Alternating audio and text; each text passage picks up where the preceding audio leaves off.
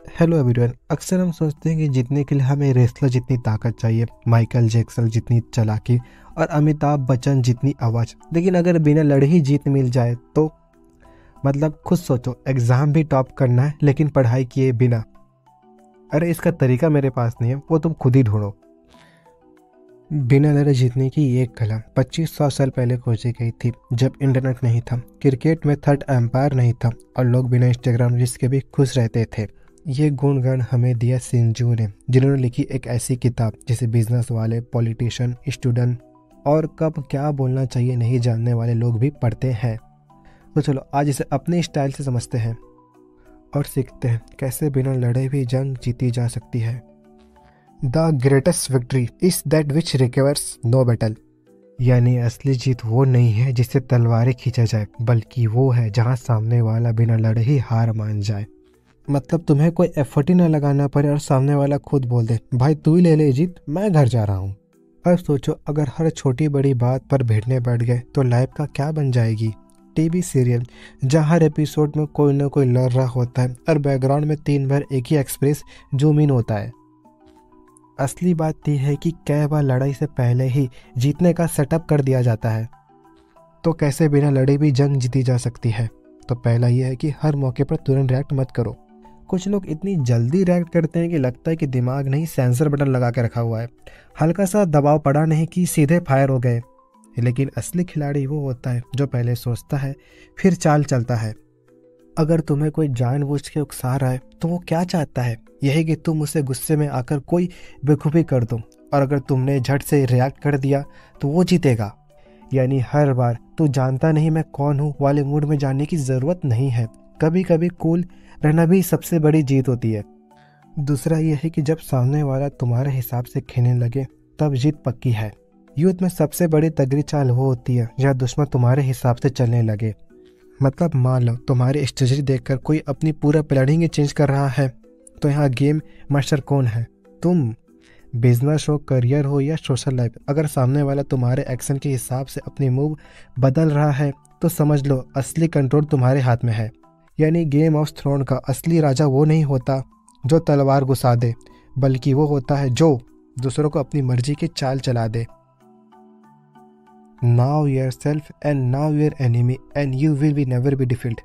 यानी अगर तुम खुद और सामने वाले को अच्छे से पहचानते हो तो तुम्हें हराने वाला कोई नहीं होगा। मतलब अगर हर एग्ज़ाम में 10 बार फेल होने के बाद भी तुम ये नहीं समझ पाए कि गलती कहाँ हो रही है, तो संजय भी तुम्हें पास नहीं करवा सकते। अब इसे अच्छे से समझते हैं ताकि ज़िंदगी में कोई तुम्हें चल हट तू गेम से बाहर है ना कहे। पहला, खुद को पहचानो, वरना लाइफ ट्रायल वर्जन की तरह ही निकल जाएगी। अब सोचो, अगर तुम्हें यही ना पता हो कि तुम्हारी सबसे बड़ी स्किल क्या है और सबसे बड़ी कमजोरी क्या है, तो तुम बिना प्लानिंग के किसी भी लड़ाई में कूद रहे हो। और बिना तैयारी के लड़ाई में कूदना फिर वैसा ही है जैसे पबजी खेलते वक्त बिना हेलमेट और गन के दुश्मन के सामने खड़े हो जाना।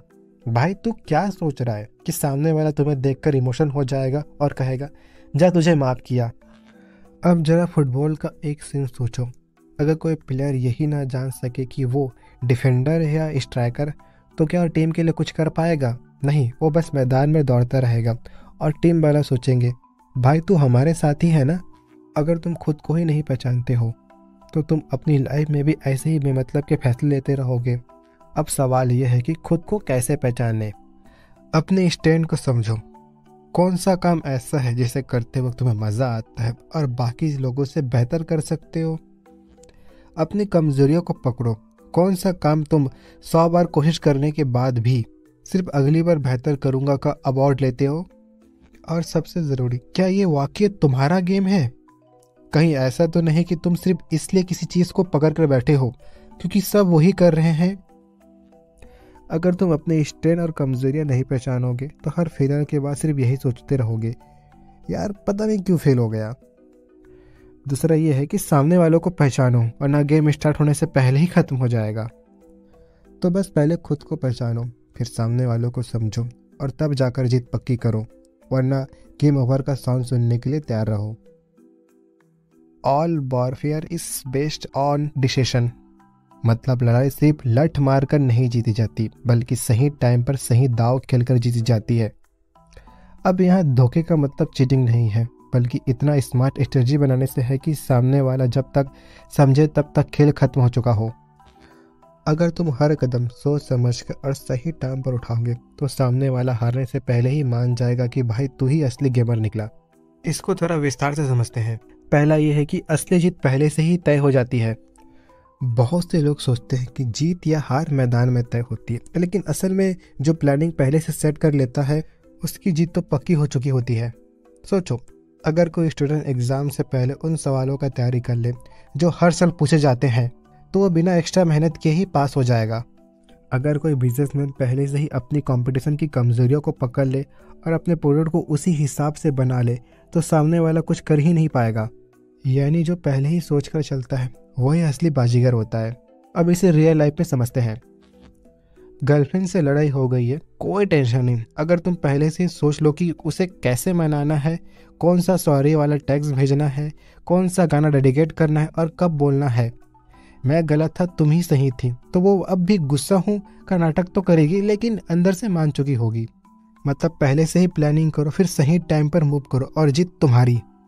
दूसरा ये है कि हर लड़ाई लड़ने की जरूरत नहीं है। कभी कभी बिना लड़े भी जीत पक्की हो जाती है।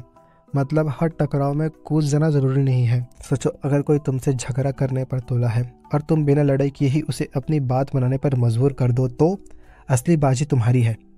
बिजनेस में अगर तुम अपने कंपटीशन को सीधे हराने के बजाय ऐसा प्लान बनाओ कि वो खुद ही गलतियां करने लगे तो तुम्हें कुछ करने की जरूरत ही नहीं पड़ेगी।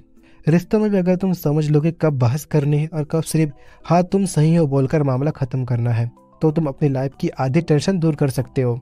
यानी कभी कभी बिना लड़े भी जीत हासिल की जा सकती है, बस सही चाल चलनी चाहिए। तीसरा यह है कि सही टाइम पर सही चाल चलना जरूरी है।